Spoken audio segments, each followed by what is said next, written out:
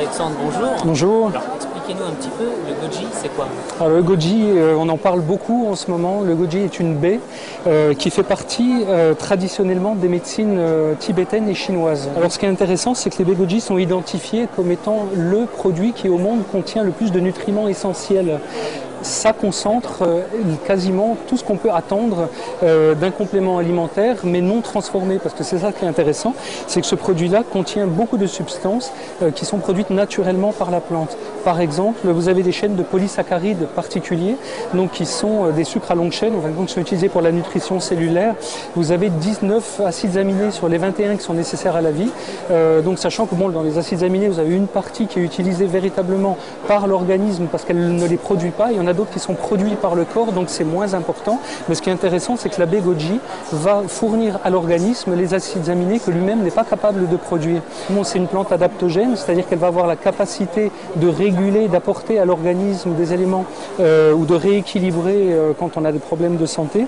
Et c'est essentiellement utilisé comme un fortifiant cérébral en Asie. C'est utilisé comme un fortifiant du système cardiovasculaire également. Ça contient notamment de la zéaxanthine, qui est donc un antioxydant spécifique, par exemple, pour l'acuité oculaire. Vous avez donc une liste qui est très très longue. C'est à considérer comme un complément alimentaire. C'est pas un fruit qu'on va manger comme ça toute la journée. Ça ressemble un peu à un mélange entre une date, un abricot sec, comme ça, c'est une saveur naturellement sucrée.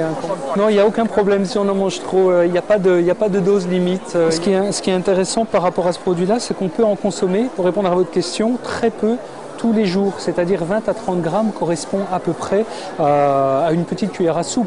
C'est dans le creux de la main, on grignote et ça suffit largement. Donc c'est pas... Le biotope naturel des baies goji, c'est le Tibet, le Népal et les régions périphériques de la Mongolie intérieure. Donc en gros, c'est la Chine.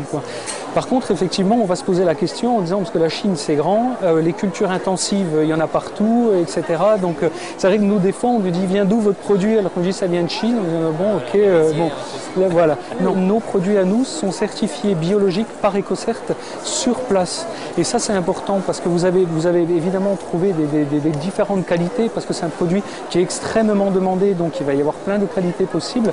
Il me faut absolument avoir tous les critères qui me permettent de dire aux gens, ben voilà, c'est pas ionisé, il n'y a pas de pesticides, c'est certifié bio sur place. Donc nous, on travaille avec des baies qui sont certifiées biologiques par EcoCert sur place.